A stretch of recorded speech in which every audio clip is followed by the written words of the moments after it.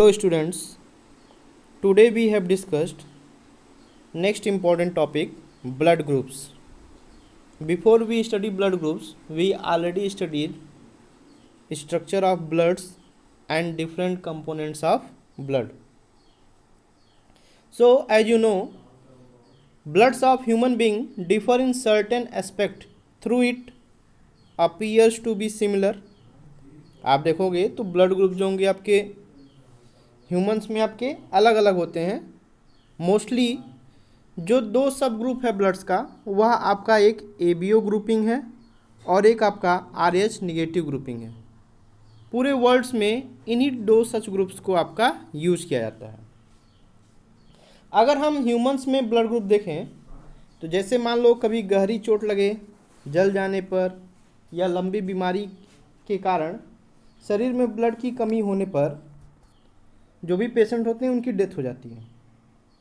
Ancient time में जो हमारे साइंटिस्ट हैं, दूसरे जो भी हेल्दी ह्यूमंस थे या एनिमल्स का ब्लड चढ़ा करके रोगी को बचाने का, पेशेंट का बचाने का प्रयास करते थे. इसे हम ब्लड ट्रांसफ्यूजन कहते हैं. ब्लड ट्रांसफ्यूजन में क्या होता है कि एक पेशेंट को दूसरे हेल्दी पेशेंट का ब्लड चढ़ा करके उसको हम बचाते हैं. तो प्राचीन समय में ऐसा होता था, लेकिन इसका क्या परिणाम होता था? कुछ रोगी तो बच जाते थे, लेकिन अधिकांश में यह हो जाता था कि उनकी डेथ हो जाती थी. तो बहुत समय तक वैज्ञानिकों ने इनके कारणों की खोज करते रहे कि कैसे आखिर डेथ होता है. तो 1900 में एक साइंटिस्ट हैं आपके कार्ल लैंडस्टीनर. उन्होंने पता लगाया कि जितने भी ह्यूमंस होते हैं उस ह्यूमंस में जो ब्लड ग्रुप होंगे आपके एक समान नहीं होते हैं.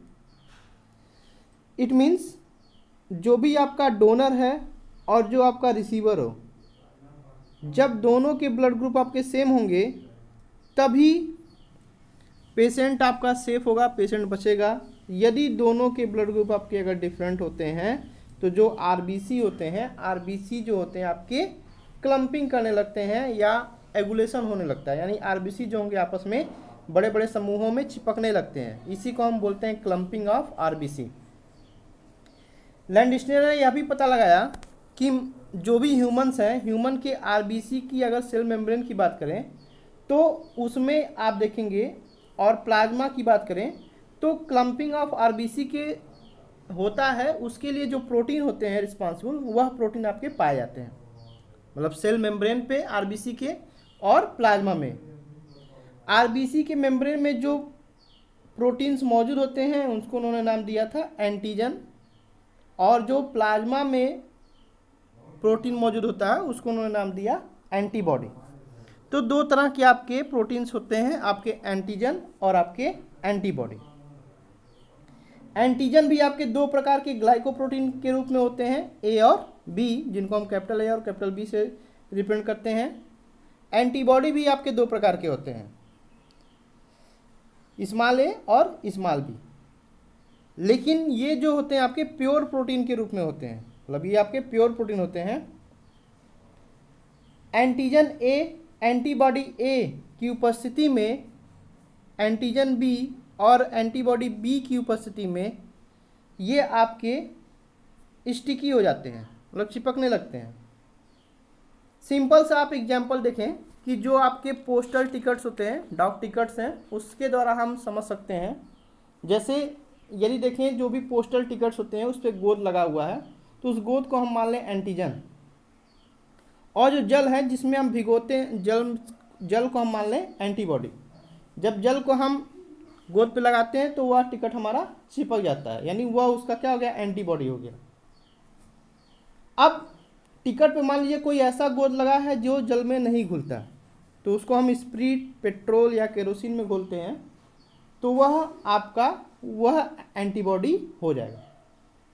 अब जो भी आपके आरबीसी की मेम्ब्रेन है, उस मेम्ब्रेन पे उपस्थित एंटीजन के आधार पर लैंडस्टीनर और उनके स्टूडेंट्स ने ह्यूमन ब्लड ग्रुप को 4 श्रेणी में डिवाइड किया है, ए, बी, ए बी और ओ ब्लड ग्रुप. आपको इस स्लाइड्स में टेबल दिख रहे हैं, इस स्लाइड्स में टेबल के माध्यम से आप समझेंगे कि जो ए ब्लड ग्रुप होगा उस ए ब्लड ग्रुप में आपके एंटीजन ए होते हैं, एंटीबॉडी बी होता है, बी ब्लड ग्रुप जो होगा उसमें आपके बी एंटीजन होंगे और एंटीजन आपका एंटीबॉडी आपका ए होता है। क्लियर हुआ? जो आपका ए ब्लड ग्रुप है उसमें आपका ए एंटीजन होगा और एंटीबॉडी आपका बी होगा, और जो बी ब्लड ग्रुप है उसमें एंटीजन आपके बी होंगे और एंटीबॉडी जो होगा आपका बी होगा, सॉरी एंटीबॉडी जो होगा आपका ए होगा। थर्ड आपका है A B blood group. A B blood group में आपके ए और बी दोनों एंटीजन पाए जाते हैं, जबकि एंटीबॉडी इसमें आपका नहीं होता है, इसीलिए इसको हम बोलते हैं universal receiver. O blood group में कोई भी एंटीजन नहीं होता है, केवल आप इसमें एंटीबॉडी ए और बी एंटीबॉडी पाए जाते हैं, इसीलिए इसको बोलते हैं हम यूनिवर्सल डोनर। तो ये आपके डिफरेंट टाइप्स के ब्लड ग्रुप होंगे। जो ब्लड ग्रुप ओ होगा उसको हम डोनेट करते हैं किसी भी पर्सन में, उस पर्सन का कोई भी ब्लड ग्रुप हो, चाहे ए हो, चाहे बी हो, चाहे ए बी हो, ठीक है। यानी वह ब्लड ग्रुप जो होगा वह किसी भी पेशेंट को दिया जा सकता है, इसलिए उसको बोलते हैं यूनिवर्सल डोनर। और ऐसे पर्सन जिसका ब्लड ग्रुप आपका ए बी है वह किसी भी ब्लड ग्रुप को एक्सेप्ट कर सकता है, इसलिए उसको बोलते हैं यूनिवर्सल रिसिपिएंट।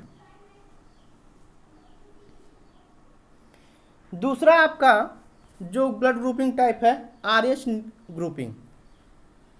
ये भी आपका एक तरह से एंटीजन है और यह एंटीजन आपका सिमिलर होता है रिसस मंकी, इसीलिए रिसस मंकी के जो आरबीसी की मेम्ब्रेन है उसके मेम्ब्रेन पे ऑब्जर्व किया गया था और ये देखा गया कि जो लगभग 80% ह्यूमंस हैं, 80% ह्यूमंस में आरबीसी के सरफेस पे आपके आरएच एंटीजन पाए जाते हैं। ऐसे इंडिविजुअल्स जिनके सरफेस पे आपके आरएच एंटीजन पाए जाते हैं उनको बोलते हैं आरएच पॉजिटिव, और ऐसे इंडिविजुअल्स जिनके सरफेस पे आरएच एंटीजन नहीं होता है उसको बोलते हैं हम आरएच निगेटिव। तो ये आपका दूसरा आपका ब्लड ग्रुपिंग है। इस डायग्राम में आपको दिखाया गया है कि जो आरएच पॉजिटिव पर्सन होंगे वहाँ पर आपका आरएच एंटीजन देखिए उनके आउटर सरफेस में मेम्ब्रेन से जुड़ा हुआ है, जबकि आरएच जो निगेटिव होगा उसमें आपके एंटीजन आपके जुड़े हुए नहीं होते हैं। क्या इंपॉर्टेंस है आरएच ग्रुप का? तो आप जानिए, जो भी लैंडस्टीनर और विनर ने रिसस मंकी के आरबीसी के मेम्ब्रेन पे एक एंटीजन की प्रेजेंस का पता लगाया और इसे आरएच एंटीजन नाम दिया। सबसे पहले इन्होंने क्या किया कि इस मंकी के ब्लड को रैबिट्स और गुनिया पिग्स के शरीर में इंजेक्ट किया। इससे क्या हुआ कि जो ये एनिमल्स थे, मतलब रैबिट्स और गुनिया पिग्स, इनमें आरएच एंटीजन को प्रभावहीन और जो क्लम्पिंग होती थी आरबीसी की उसके अगेंस्ट एंटीबॉडी का फॉर्मेशन हो गया। अब क्या किया गया कि इन एनिमल्स के ब्लड से सीरम तैयार किया गया जिसमें आपके ये एंटीबॉडी उपस्थित थे। फिर इस आरएच एंटी सीरम से मंकी के ही नहीं बल्कि जो भी और भी ह्यूमंस थे उनके में भी जांच किया गया, और जांच किया गया तो पता चला कि जो आपके आरएच एंटीजन है इसके अलावा कुछ और भी आपके 80% ह्यूमंस हैं जिनमें यह एंटीजन पाया जाता है। अगर हम इंडिया में कहें तो इंडिया में आपको लगभग 97% ह्यूमंस में यह पाया जाता है। वैसे अगर देखें तो जो ह्यूमंस के रुधिर में आरएच एंटीबॉडी नहीं होते, लेकिन यदि ब्लड ट्रांसफ्यूजन होता है तो किसी आरएच निगेटिव को किसी आरएच पॉजिटिव का रुधिर चढ़ा दिया जाता है, तो जो रिसीवर्स होते हैं, रिसीवर्स के प्लाज्मा में धीरे धीरे आरएच एंटीबॉडी बनने शुरू हो जाते हैं। इन एंटीबॉडी की मात्रा कम होने के कारण तो जो रिसीवर्स होता है उसके ऊपर तो कोई उतना बुरा प्रभाव नहीं पड़ता है, लेकिन यदि वह रिसीवर दोबारा किसी आरएच पॉजिटिव का रुधिर चढ़ा दिया जाता है तो इन एंटीबॉडी के कारण जो डोनर होंगे उस डोनर के आरबीसी जो होते हैं आपके चिपकने लगेंगे और जो रिसीवर्स होगा रिसीवर्स की डेथ हो सकती है। इसलिए जब ब्लड ट्रांसफ्यूजन किया जाता है तो ब्लड ट्रांसफ्यूजन के दौरान आप जैसे आप एबीओ ब्लड ग्रुप में आप एंटीजन चेक करते हैं, उसी तरह से RH ग्रुप का भी पता लगाना लेना आवश्यक होता है। अगर हम सिंपल से समझें कि RH जो एंटीजन है इनका भी कैरेक्टर जो होता है आपका आनुवांशिक होता है, इनकी जो भी वंशागति होगी वो आपकी मेंडल के नियम के ही आधार होती है। एक डिजीज का आपने नाम सुना होगा, एरिथ्रोब्लास्टोसिस फिटैलिस। एरिथ्रोब्लास्टोसिस पिथैलिस यह आपके RH एंटीजन से संबंधित रोग है जो केवल फीटस में आपको दिखाई देता है। यह बहुत कम होता है लेकिन बहुत ही ज़्यादा घातक होता है। इससे जो भी फीटस होगा उसकी एम्ब्रियोनिकल स्टेज में ही या आफ्टर बर्थ ही डेथ हो जाती है। और ऐसे फीटस जो होते हैं हमेशा RH पॉजिटिव होते हैं। इनकी जो मदर होंगी RH निगेटिव और जो फादर होंगे आपके RH पॉजिटिव होते हैं। इन्हें यह जो गुण है आपका वह पिता के ही मतलब वंशागति से मिलता है, यानी फादर का ही कैरेक्टर जो होगा आपका उससे मिलता है। इम्यूनोलॉजिकल डेवलपमेंट में एम्ब्रियो के क्या होते हैं, कभी कभी जो RBC होते हैं वह कभी कभी आपके जो मदर होती हैं मदर के ब्लड में पहुंच जाते हैं। तो मदर के जो ब्लड्स होते हैं उसमें धीरे धीरे आपकी RH एंटीबॉडी का फॉर्मेशन होने लगता है। और यह एंटीबॉडी मदर के ब्लड में RH एंटीजन की अनुपस्थिति के कारण मदर को कोई हानि नहीं पहुंचाता है, लेकिन जब यह ब्लड के साथ फीटस में पहुंचता है तो फीटस की RBC को चिपकाने लगता है। यानी जो RBC है RBC की क्लम्पिंग होने लगती है।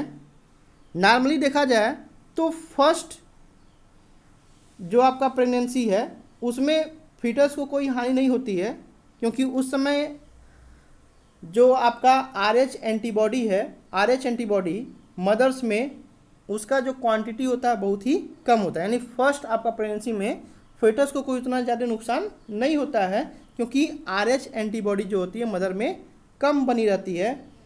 बाद के प्रेगनेंसी में RH पॉजिटिव शिशुओं में इन रोगों की संभावना आपकी बढ़ जाती है। तो that is overall the different types of blood group is found in human being. Thank you.